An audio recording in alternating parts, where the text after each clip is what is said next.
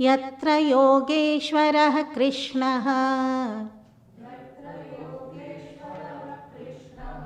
Yatra Partho Dhanurdharah Tatra Shrirvijayo Bhutihi Dhruvani Tirma Tirmama. Wherever is Krishna, the Lord of Yoga, wherever is Partha, the archer, there is prosperity, victory, happiness, and firm, steady, and sound policy. Such is my conviction. Sanjay says, this is my conviction. I don't know about your conviction. So, what is his conviction based on? His conviction is based on his utter faith in Sri Krishna. In Bhagavan, you can say in Brahma, you can say in the holy sacred words of wisdom, you can say of Shastras. Yes. He says, wherever is Sri Krishna, the Lord of Yoga. Where is he?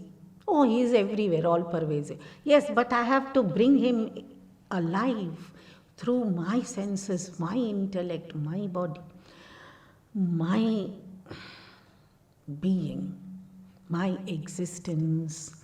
I have to be completely aware of my existence as the real existence, the divine existence, not existence on the basis of my ego. That will be Yogeshwara Sri Krishna. Yatra Partho Dhanurdhara. But while doing that, while practicing so that I can come to that level of divinity, let me not forget my duties and responsibilities as a human being. So, Yatra Partho Dhanurdhara. Whatever Varna, Ashram, Dharma, of course Bhagavan has said, Sarva Dharman Parityajya Mamekam Sharanam Vraja. Yes. While constantly holding on to the dharma of my supreme being, my core self, I continue to work out, to live up to all the possible dharma related to the activities that are destined in front of me, then that is Partha Dhanurdhara. If this combination is happening, if the two combine are found somewhere, then there will be what? Shrihi, Vijayaha, and Bhuti and Dhruvaniti. 4 things are definitely to happen. Definitely there will be prosperity, there will be success, there will be expansion, and there will be steady policy. Steady policy comes out of steadiness in the truth. That steady policy helps in expansion of righteous ideas. That expansion of righteous ideas, when implemented in day-to-day life, takes us to real success. And that success is our actual prosperity. So all 4 are interlinked. One without the other is not possible. But this is the ultimate message that Bhagavad Gita gives us. That both are extremely important. The spiritual being in us, the divine being in us, the divine existence in us, and also the right way of handling the available equipments and implementing the equipments in the chosen field of activity. When both are combined, then no unrighteous thought, word, or deed will be carried out. So the prosperity will be untainted, the success will be non-violent, and the expansion will be beneficial to the society, and the policies will be helpful for humanity. There will be no detrimental policies or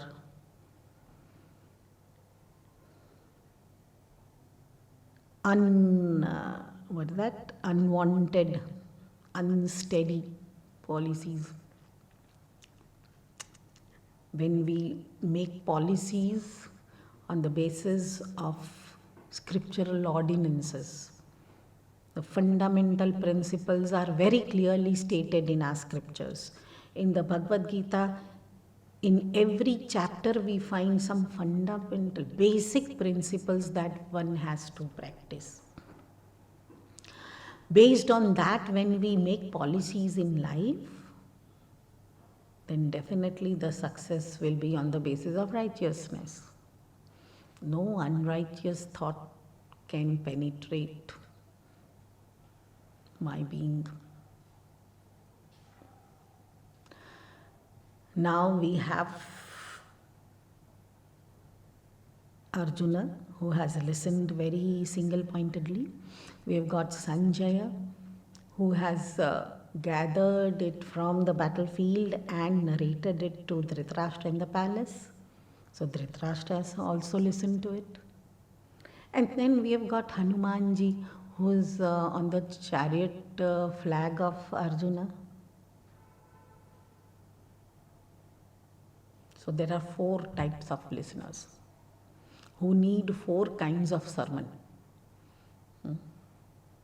Dhritarashtra is blind. Arjuna is active in the battlefield.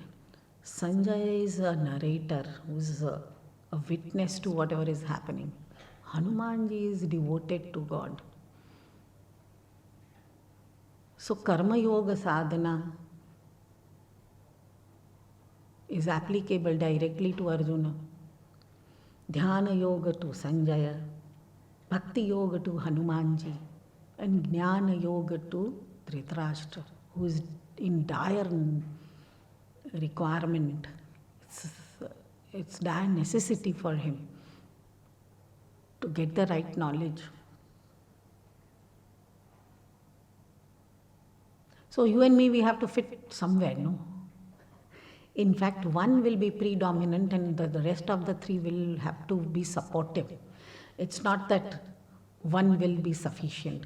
All the 4 yogas which have been established by Sri Krishna through 18 chapters, we have sufficient to practice and implement. And if we do so, then definitely Bhagwan and Arjuna, when are together, then the results will be what Sanjay has told. If we look at the Bhagavad Gita, the first word was dharma, dharma kshetre kurukshetra. Last one is dhruvanitir matir mama. Mama is the last. So dharma and mama. Mama dharma. My dharma. Bhagavad Gita teaches me my dharma. In every way, it teaches me. Yes, but am I a good learner? Am I a good disciple or student? Then I will learn out of it. Otherwise, a devotee also. But then the devotee will have to be like Hanumanji, completely surrendered. He also will not deviate even a bit from what Bhagwan tells him to do. As Arjuna has promised, Karishye Vachanam Tava. So somewhere we have to be very sure that yes, I have studied and I am going to revise again and again. I'll try to imbibe. I'll have to start practicing certain principles that I get out of it, and then I'll have to live up to the virtues expected out of me, and even as a devotee, even as a karma yogi or whatever, irrespective of how I have been thinking earlier or understanding earlier, now I will try to shuffle the whole way of thinking. My view towards life has to change. Then it is going to be helpful. If I change the whole thought process itself on the basis of the Bhagavad Gita, it is going to be applicable then. We are very, very grateful and thankful to the Guru Parampara who has showed us the right path in this life. It must be our some punya of so many lives that we could come at the holy feet of the Gurus and got this to listen first from none other than Gurudev Swami Chinmayananji Maharaj, and then with the blessings of the Pawanji Maharaj, we could actually go through the whole of Bhagavad Gita in such a peaceful environment, with full focus, with proper attention, and we seek their blessings so that we can continue to do our sadhana and we can continue to read it again and again till each and everything that Bhagwan wants us to do gets properly ingrained with proper comprehension, and we are able to be steady in what Bhagwan wants us to be in.